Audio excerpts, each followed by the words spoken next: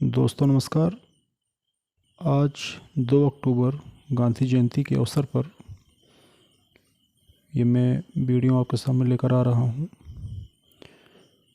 भारत के स्वतंत्रता संग्राम में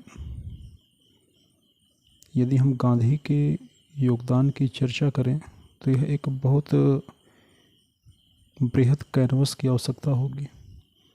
लेकिन आज हम गांधी की बात करने से पहले हम उस स्थान की बात करेंगे जिसने गांधी को गांधी बनाया, जिसने एक औसत दर्जे के विद्यार्थी, एक औसत दर्जे के वकील और एक सामान्य जन नेता को पहले महात्मा और फिर राष्ट्रपिता की उपाधि तक पहुंचाया। हम बात कर रहे हैं चंपारण की।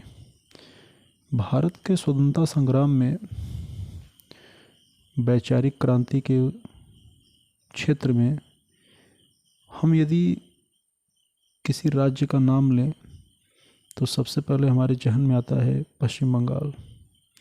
लेकिन व्यक्तिगत रूप से मेरा ये मानना है कि भारतीय स्वतंत्रता संग्राम को, भारत के राष्ट्रीय आंदोलन को सबसे अधिक किसी ने प्रभावित किया तो महात्मा गांधी ने किया।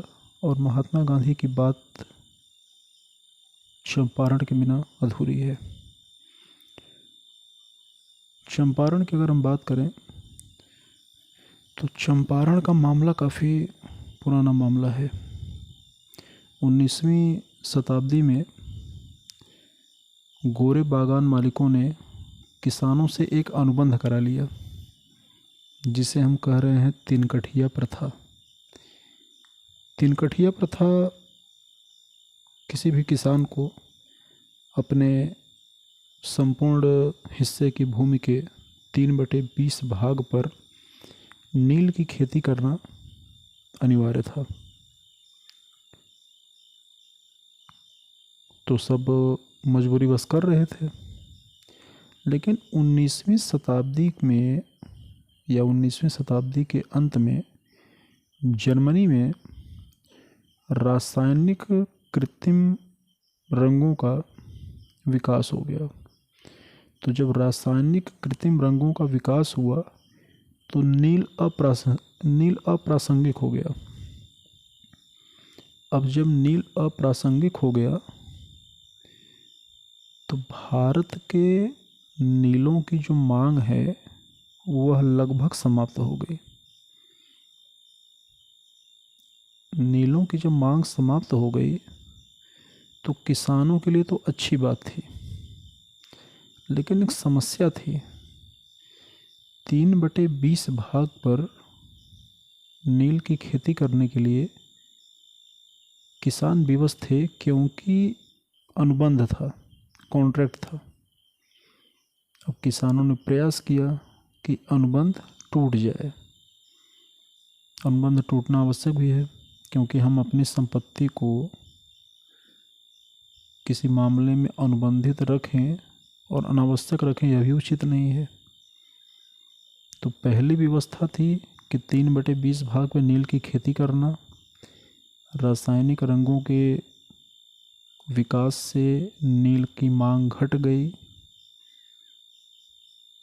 अब अनुबंध तोड़ने का लोग प्रयास कर रहे हैं। जो बागान मालिक हैं उनसे बातचीत चल रही है। बागान मालिकों ने एक अच्छी खासी मोटी रकम की मांग की। आप इतना भुगतान करेंगे तो आपका अनुबंध तोड़ दिया जाएगा। आप शेष भूमि पे जो उत्पादन कर रहे हैं उसे हमारे हिसाब से बाज़ार में बेचिए। मात्रा हम डिसाइड करेंगे, मूल्य हम डिसाइड करेंगे। किसान परेशान थे और एक किसान नेता हुए उस समय जिनका नाम था राजकुमार शुक्ल। वे चाहते थे कि चंपारण के मामले में कांग्रेस का जो केंद्रीय नेतृत्व है, जो राष्ट्रीय नेतृत्व है, वह हस्तक्षेप करे। तो वे इस सिलसिले में कांग्रेस के बड़े नेताओं से मिलने के लिए आए। लेकिन समस्या ये थी कि वह जो दौर है 1917 का, प्रथम विश्व युद्ध चल रहा है। 1916 कांग्रेस के गरम दल और नरम दल में अभी अभी सुलह हुई है। लीग और कांग्रेस से समझौता हुआ है। लोग कुछ बड़ी तैयारी में है, क्योंकि नई नई मुलाकात हुई है, नई नई संधि हुई है, नया नया भेंट हुआ है, तो लोग कुछ बड़ा करना चाहते हैं। चंपारण में वे इंटरेस्टेड नहीं है। अब चंपारण में इंटरेस्टेड नहीं है तो चंपारण जाएगा कौन?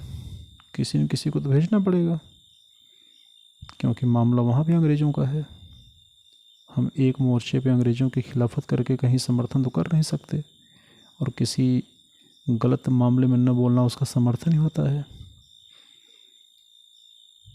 तो सेकंड राउंड की जो लीडरशिप होती है, जो सेकंड लेवल की लीडरशिप होती है, उसमें से किसी को भेज दीजिए, क्योंकि जो फर्स्ट ऑर्डर के जो नेता हैं उनके पास समय नहीं है, वे कुछ बड़ी तैयारी कर रहे हैं। और राजकुमार शुक्ल जी मोहनदास करमचंद गांधी से मिलते हैं। गांधी 1915 में भारत आ चुके हैं। 9 जनवरी 1915 को भारत आ चुके हैं।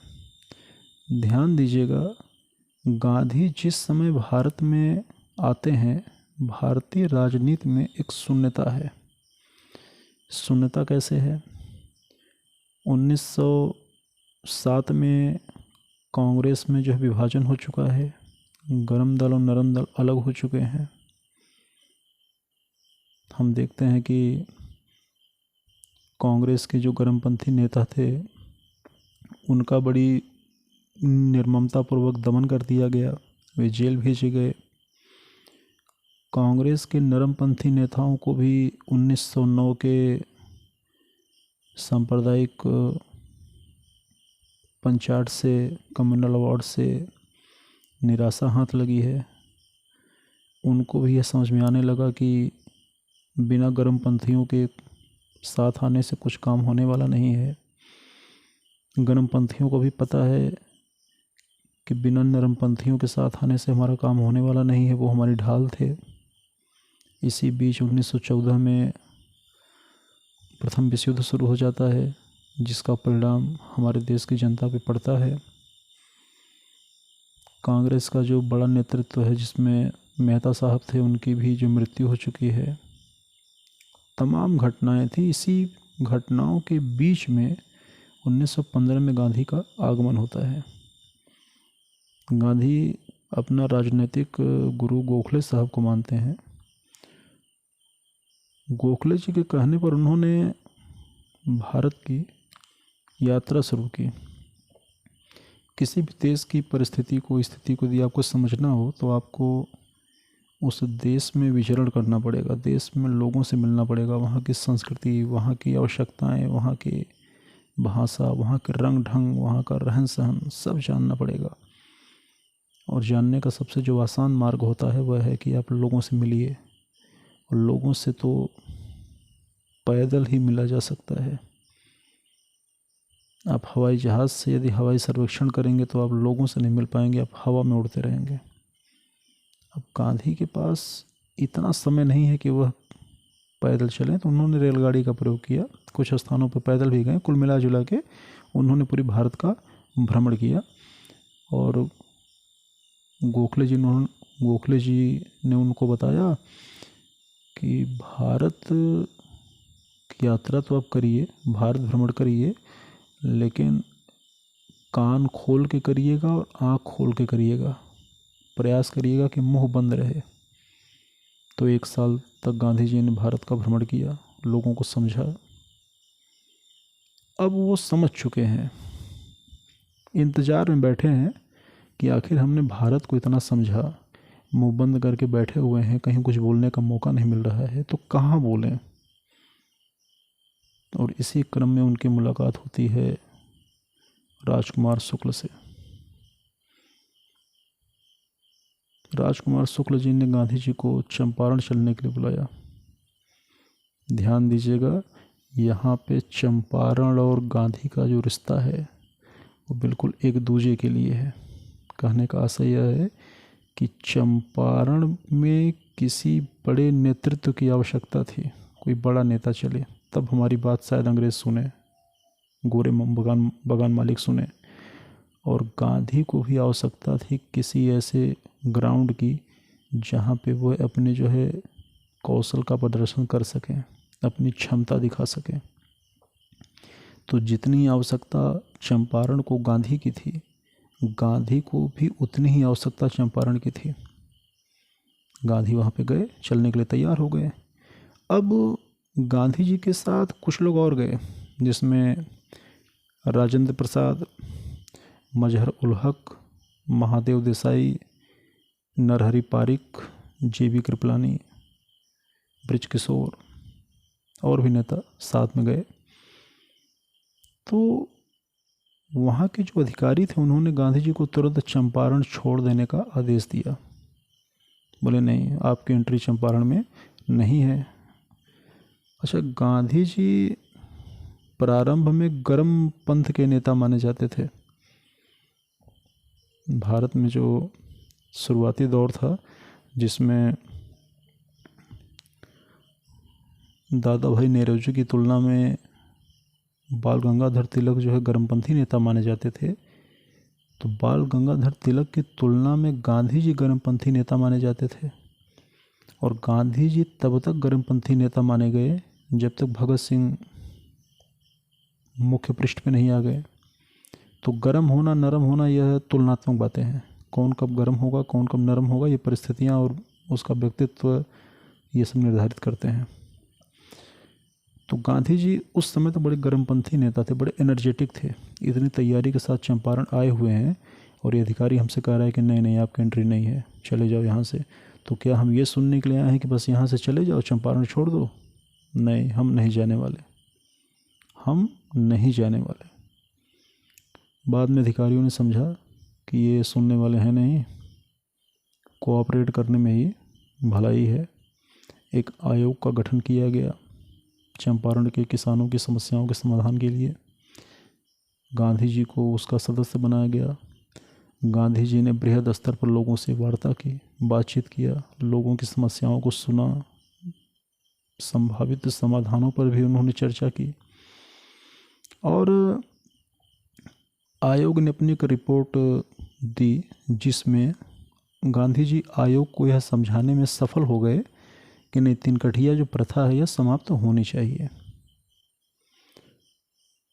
दूसरी तरफ अनुबंध को समाप्त करने में जो बगान मालिकों ने किसानों से अवैध रूप से पैसा वसूला है उसकी भी वापसी होनी चाहिए।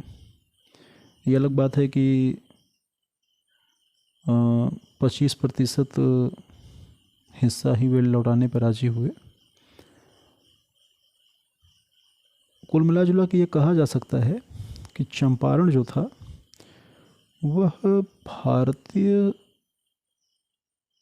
राष्ट्रीय आंदोलन में, स्वतंत्रता आंदोलन में गांधी जी का प्रथम संघर्ष कहा जाता है, प्रथम सफलतापूर्वक संघर्ष। यद्यपि गांधी जी दक्षिण अफ्रीका में काफ़ी सत्याग्रह कर चुके थे, काफ़ी आंदोलन कर चुके थे, लेकिन भारत में उन्होंने नहीं किया था। भारत में ये उनका पहला था।